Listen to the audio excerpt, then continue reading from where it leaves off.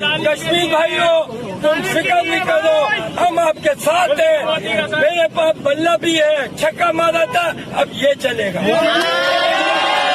यानी लोग खुलकर खड़े हो गए और पाकिस्तानी अवाम ये कह रही है कि जनाब मोहसिन नकवी ने अगर इस दफा धुआं मारा तो लोग काबिल कबूल नहीं समझेंगे इसे। कोई इतनी बकवास नहीं करता और ये पागल हो गए। इनका इंडिया ने यकीन इनका दिमाग हिला दिया। जब से ये बात जाहिर की है कि हम पाकिस्तान नहीं आ रहे खेलने के लिए, तब से पाकिस्तान क्रिकेट बोर्ड, पाकिस्तान के लोग, पाकिस्तान की अवाम, पाकिस्तान क्रिकेट टीम पागल हो गए हैं। पाकिस्तान में इस टाइम पर सिर्फ एक ही चीज चल रही है कि इंडिया को लेकर आओ। लोगों का सख्त रद्द-ए-अमल है कि जनाब कोई हाइब्रिड मॉडल नहीं, कोई इंडिया की हरदर्मी नहीं, कोई मोदी की सियासत नहीं, बल्कि इंडिया को बुलाएं, उन्हें हर सूरत पाकिस्तान में आना पड़ेगा और वो यहां पर आकर खेलेंगे। इंडिया के पांव पड़ो, इंडिया का मुंह में जो भी करना है करो, लेकिन भाई यहां पर इंडिया को लेकर आओ। जो जुनूबी इलाके हैं खैबर पख्तूनख्वा के, वहां पर तो तालिबान को पेट्रोलिंग करते हुए भी देखा गया और उनकी प्रेजेंस है। मकामी जो तहरीक तालिबान के लोग हैं, असलह बरदार, ये बन्नू के बाज़ारों में फिर रहे हैं। गवर्नर खैबर पख्तूनख्वा ये कह चुके हैं कि शाम से पहले ही पुलिस जो है वो महदूद हो जाती है, उनकी मूवमेंट महदूद हो जाती है।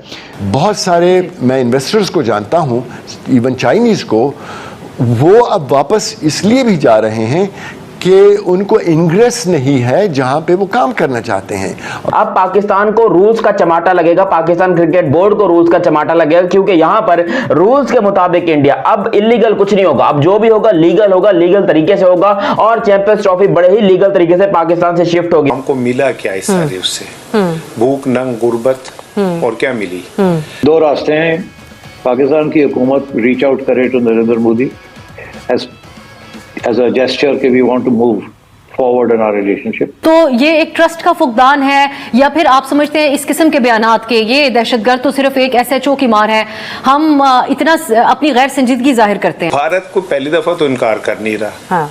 उसने पहले भी किया और हमने उसका हुक्म को माना और हाइब्रिड उस पे चले गए। जो ICC है ना, वो बिल्कुल ऐसे ही है जैसे अक़वाम मुत्तहिदा अमेरिका की लौंडी है, ICC भारत की लौंडी। नमस्कार दोस्तों, स्वागत है आप लोगों का हिंदुस्तान स्पेशल के एक और नए वीडियो में। दोस्तों, जिस तरीके से लगातार PCB से जो है वो चैंपियंस ट्रॉफी खींचने का जो एकदम डर है वो वो लगातार बढ़ता जा रहा है, उसको देखकर अब तोतला जावेद मेहदाद अब वो बिल से बाहर निकल चुका है और अब वो तलवार दिखाकर जो है वो भारत को धमकाने की कोशिश कर रहा है। जैसा कि आपने इंट्रो में देखा कि कैसे वो तलवार दिखाकर भारत को धमका रहा है, लेकिन जावेद मेहदाद बहुत अच्छे तरीके से जानता है कि कैसे जो भारत की टीम है, जो इसने बात की है सिक्योरिटी को लेके, वो बिल्कुल सही है, लेकिन फिर भी क्योंकि उसको पाकिस्तान के हिसाब से कुछ ना कुछ बातें करनी है तो वो कर रहा है।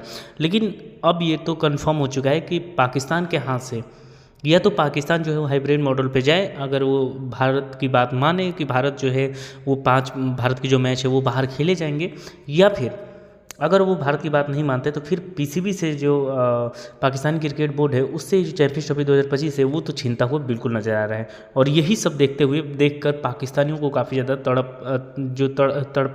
तड़पन है उनका हो रहा है। तो चलिए वीडियो में चलते हैं, देखते हैं पाकिस्तानी मीडिया के इन सब चीज़ों पे क्या रिएक्शन है। जी साहब, हाइब्रिड मॉडल, अगर लेट्स जस्ट अज्यूम कि Pakistan cricket board hybrid model accept कर लेता है, देयर 5 मैचेस जो कि इशू बन रहे हैं, 3 इंडिया के लीग मैचेस, 1 सेमीफाइनल और 1 फाइनल।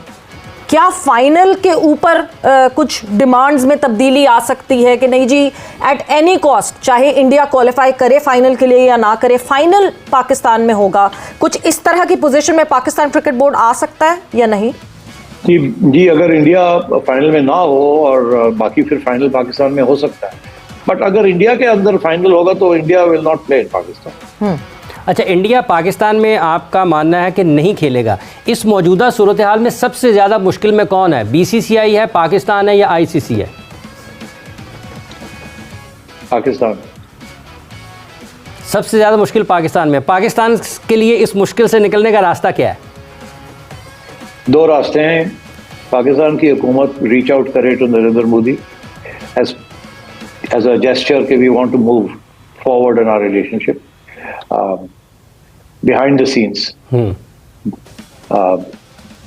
indirect channel, अगर कर सकते हैं या करना चाहते हैं।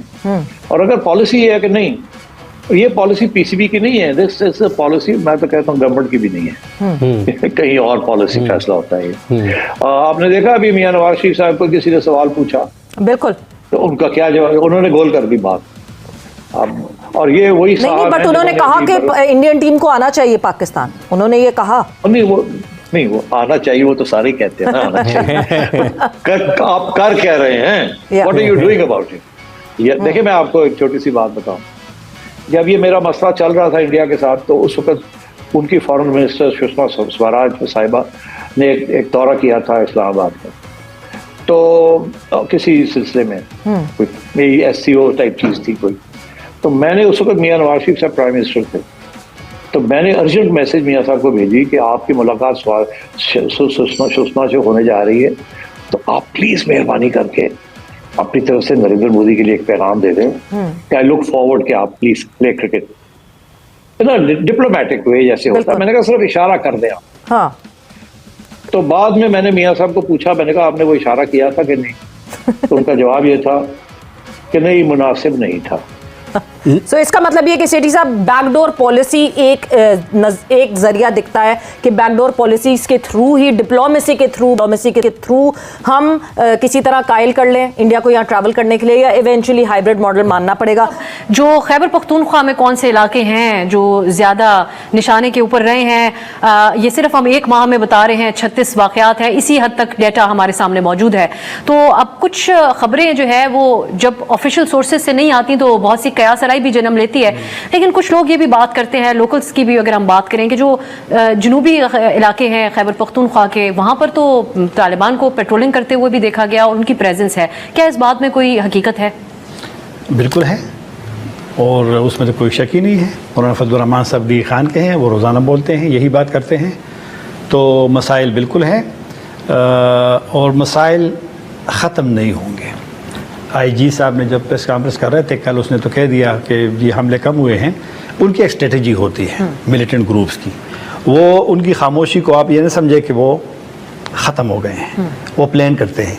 अब एक फैक्टर जो हमारे बदकिस्मती सिस्टम में आया है कि कभी कभी कैजुअल्टी, मसलन डी खान में जो 10 फौजी शहीद हुए थे कुछ दिन पहले, तो वो ISPR ने बयान जारी नहीं किया था।